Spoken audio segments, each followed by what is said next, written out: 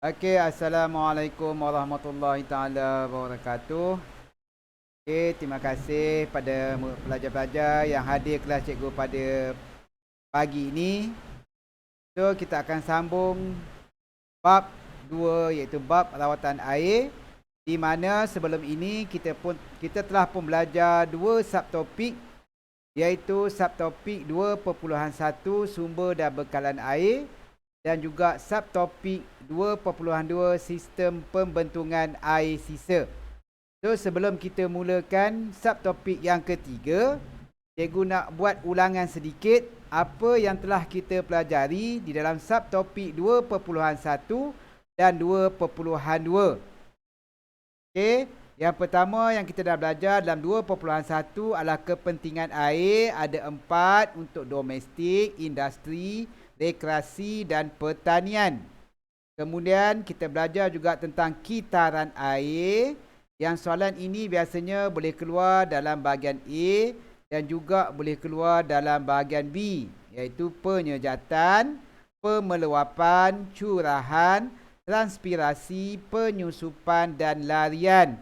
Untuk detail boleh rujuk buku muka surat. Sekejap Buku muka surat 117. Okey, detail tentang penerangan kitaran air. Seterusnya pada minggu lepas juga kita belajar tentang sumber air, di mana sumber air terbahagi kepada dua, iaitu sumber air mentah dan sumber air dirawat. Contoh sumber air mentah adalah air hujan, air mata air, air bawah tanah dan air permukaan. Itu contoh-contoh sumber air mentah. Dan yang kedua, kita ada sumber air yang dirawat, di mana tujuan kita merawat air adalah untuk mengasingkan benda asing yang terdapat di dalam air sebelum air tersebut kita gunakan untuk kegunaan harian. Yang benda asing di dalam air adalah contohnya ada 5 benda asing, iaitu pepejal terampai, kita ada bakteria, kita ada fungus, kita ada bahan kimia dan kita ada mineral. Seterusnya, proses rawatan air. Sebelum air sampai ke rumah kita, air yang telah dibersihkan ataupun air yang telah dirawat, maka air tersebut perlu menjalani 9 peringkat saringan. Iaitu yang pertama penyaringan, pengudaraan, pembauran kimia, pengentalan dan pengumpulan, pengenapan, penapisan, pemfloridaan, pembasmian kuman dan penyesuaian pH. Okay, juga cikgu dah ajar pada minggu lepas jenis-jenis ataupun penerangan tentang peringkat-peringkat rawatan air, di mana penyaringan kita nak asingkan pepejal terampai seperti sampah. Okay, penyaring terbagi kepada dua, jenis kasar, jenis halus. Kemudian pengudaraan, tujuan pengudaraan untuk meningkatkan kandungan oksigen, menghilangkan rasa dan bau, mengoksidakan logam ferus, menaikkan nilai pH dan melakukan proses pengoksidaan ke atas ferus dan mangan.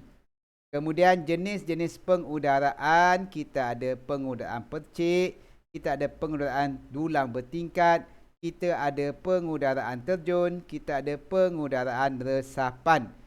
Okey, peringkat yang ketiga, pembauran kimia, di mana proses membuang zarah yang tidak boleh dibuang dengan menggunakan kaedah pemendapan dan penapisan. Maka bahan kimia dicampurkan supaya zarah-zarah kecil akan tertarik antara satu sama lain dan menjadi besar dan menyebabkan dia mendap. Okay, kemudian kita ada pengentalan dan pengumpulan, menambah polimer, tujuan menjadikan air tersebut menjadi satu kelompok yang besar dikenali sebagai flock. Kemudian juga kita juga telah belajar tentang pengenapan. Bila flock terhasil, maka dia akan mendap disebabkan oleh tarikan graviti. Bila air tiada pergerakan, pepejal tersebut akan tenggelam. dan membentuk mendapan. Itu proses pengenapan. Kemudian kita belajar juga tentang penapisan, mana zarah-zarah yang halus yang tidak mendap akan ditapis menggunakan pasir dan kerikil. Ada 3 jenis penapis, iaitu pasir graviti deras, pasir perlahan dan pasir tekanan. Itu penapisan. Kemudian ada penfluoridaan, tujuannya ditambah untuk mencegah kerosakan gigi. Kemudian kita ada penyesuaian pH. Tujuannya untuk menghapuskan kuman atau mikroorganisma yang terdapat dalam air. Kemudian pembasmian kuman, kapur ditambah untuk meningkatkan nilai pH. Dan juga kita telah belajar tentang sistem penapis air. Tujuan dia untuk menghasilkan bahan pencemar di dalam air. Yang ada 5 benda di dalam air yang kita nak asingkan. Penggunaan teknologi membran bertindak sebagai penghalang yang akan memilih molekul tertentu melaluinya. Maksud dia penapis tersebut akan halang benda-benda yang kita tak perlukan. Yang perlukan saja kita dilepaskan. Kemudian contoh sistem penapis air yang asas, kita ada 4 peringkat yang kita minggu lepas, tak perlu cikgu ulang lagi. Mana basic dia, peringkat pertama mengandungi, kita ada batu. Kemudian peringkat kedua kita ada pasir dan kerikil. Peringkat ketiga kita ada ijuk dan arang. Dan peringkat keempat adalah kita ada pembasmian kuman. Itu contoh. Okey. Kemudian juga kita telah belajar sistem pembentungan air sisa. Maksud pembentungan air sisa kumbahan adalah buangan bawaan air sama ada yang terlarut ataupun terampai. Jenis sistem air kumbahan adalah domestik dan industri. Domestik kita ada kawasan perumahan, perniagaan, industri. Kemudian kalau kumbahan industri, institusi, bukan industri, minta maaf. Kalau kumbahan industri adalah daripada sektor perkilangan. Kesan air sisa kumbahan, apa yang terdapat dalam air sisa kumbahan ada 5: sampah, pasir dan minyak, bahan kimia, bakteria dan najis. Ini perkembangan. Kita ada 2 sahaja sistem pembentungan yang Malaysia. Dan perkembangan ini kita ajar minggu lepas. Dalam 2 sistem pembentungan di Malaysia, satu menggunakan tangki septik, yang kedua menggunakan sistem pembentungan bersambung ke loji kumbahan. Kemudian kaedah saliran pembentungan kita ada 2. Pertama, kaedah berasingan. Mudah nak ingat, ada 2 pipe. Satu untuk pipe air hujan. Yang kedua adalah pipe daripada sistem kumbahan kita. Ada daripada bilik air kita ataupun dari segi ataupun daripada tandas. So dia diasingkan. Itu namanya kaedah berasingan. Cikgu dah terangkan apa kelebihan dan kelemahan. Kamu boleh tengok balik. Kemudian kaedah bergabung, maksudnya air hujan digabungkan sekali dengan air sisa kumbahan dan pergi ke loji kumbahan. Apa kelebihan dan kelemahan telah pun cikgu terangkan pada minggu lepas. Pada pagi ini cikgu nak terangkan bagaimana kita merawat air sisa kumbahan.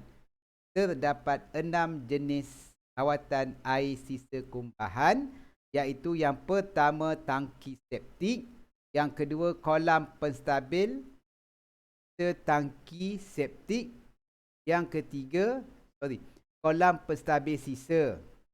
Tangki septik tak ada, silap.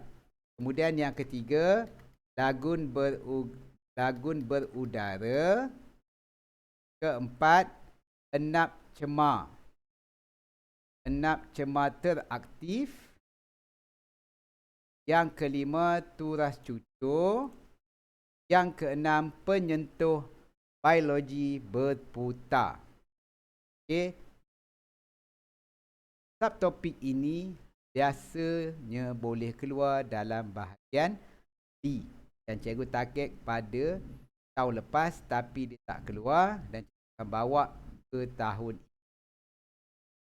ini. Hari ini mungkin juga akan sentuh 2 sahaja jenis rawatan air sisa kumbahan. iaitu tangki septik dan kolam penstabil sisa. Tangki septik yang biasa kamu lihat. Sekarang ni kamu tak lihat sebab kamu tak ke sekolah. Di sekolah, kamu akan lihat di tepi tandas kamu ada satu kawasan batu bertingkat. Itu sebenarnya adalah tangki sisa kumbahan. Tangki septik. Kenapa bila masa kita perlukan tangki septik? Ini keyword untuk tangki septik.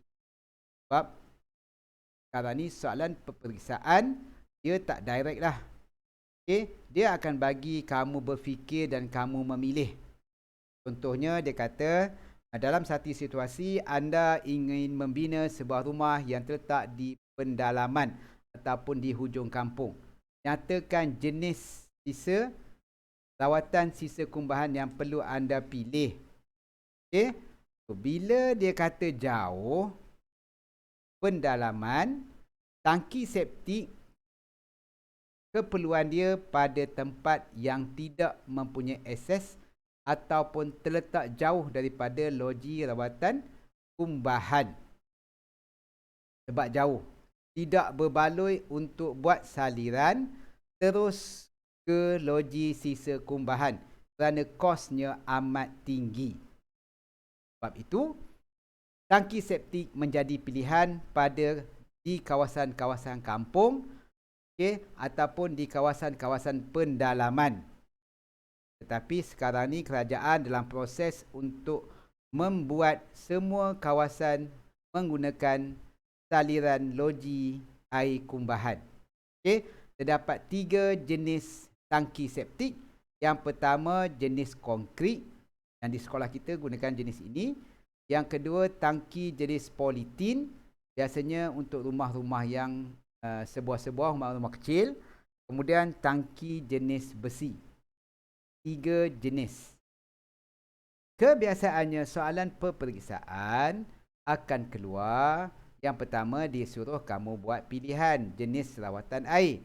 Yang kedua dia akan suruh kamu terangkan ataupun labelkan proses di dalam tangki septik ataupun sistem rawatan yang kamu pilih. Contohnya untuk bahagian A, soalan yang biasa keluar adalah dia akan tanya apakah bahagian ini. Bahagian ini, yang kedua, yang ketiga dan kebiasaan yang keempat ini adalah yang bahagian bawah ini. Di mana ini adalah influent, di mana air sisa najis kamu ataupun air sisa daripada tandas, daripada bilik air, daripada dapur, semua akan masuk melalui influent. Ini adalah effluent, tempat keluarnya air. Sebab bila kita masukkan air, air akan penuh. So, lebihan air tersebut akan keluar melalui effluent. Kemudian kita ada lubang udara untuk melepaskan tekanan di dalam tangki septik. Kemudian kita ada lubang pemeriksaan untuk cek sama ada kumbahan kita dah penuh ke tidak. Enap cemar ini adalah sisa kumbahan kita, sisa-sisa najis kita. Effluent ni, effluent ni ada 2 cara dia lepaskan air. Satu, dia lepaskan terus ke dalam longkang, iaitu ia dinamakan dia dinamakan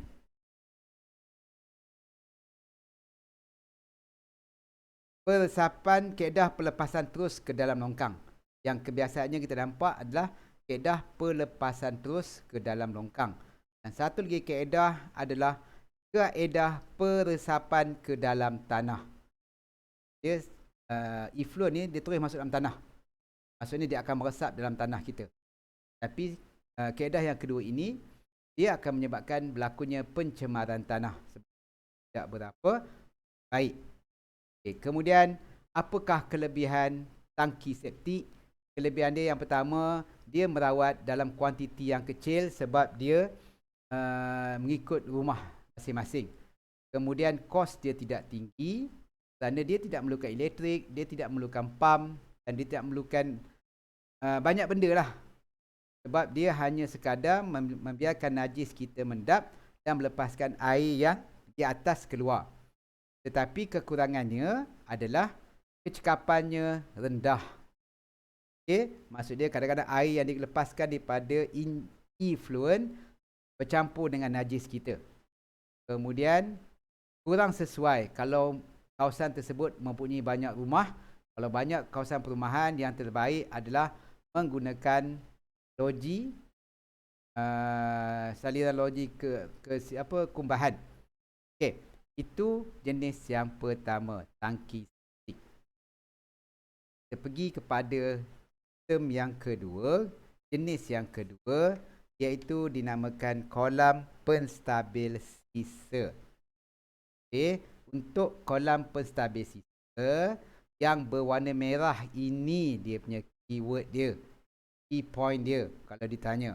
Maksud dia kolam penstabil sisa, dia memerlukan kawasan yang luas bagi menampung jumlah isi padu air kumbahan yang tinggi dan permukaan yang lebar bagi memudahkan oksigen larut di dalam air.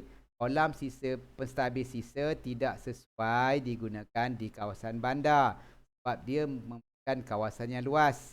Kawasan bandar, kawasan dia, tanah dia, harga dia terlalu tinggi. Sebab tu dia tidak sesuai untuk di kawasan bandar. So dia sesuai di kawasan luar bandar dan taman-taman perumahan kerana tahap cemas air sisa kumbahan tidak terlalu bahaya.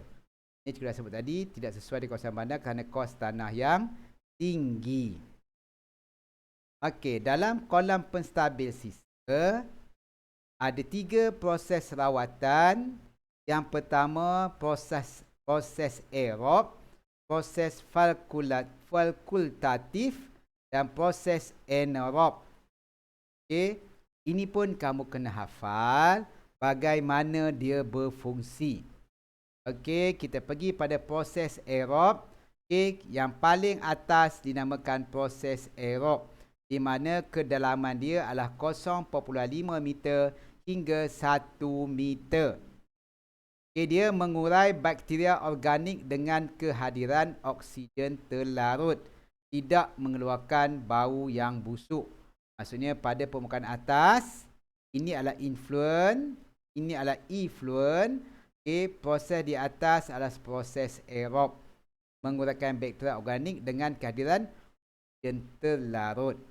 Proses yang kedua adalah proses fakultatif, di mana campuran antara proses aerob dan anaerob, di mana kedalamannya lebih kurang 1 hingga 2 meter.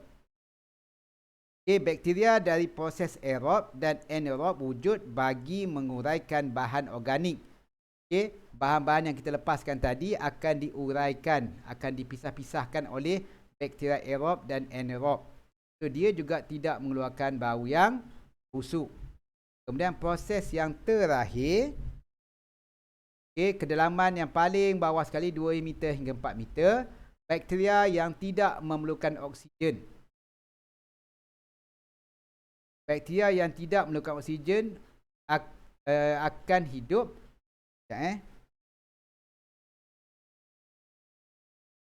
Okey, bakteria yang tidak memerlukan oksigen akan hidup.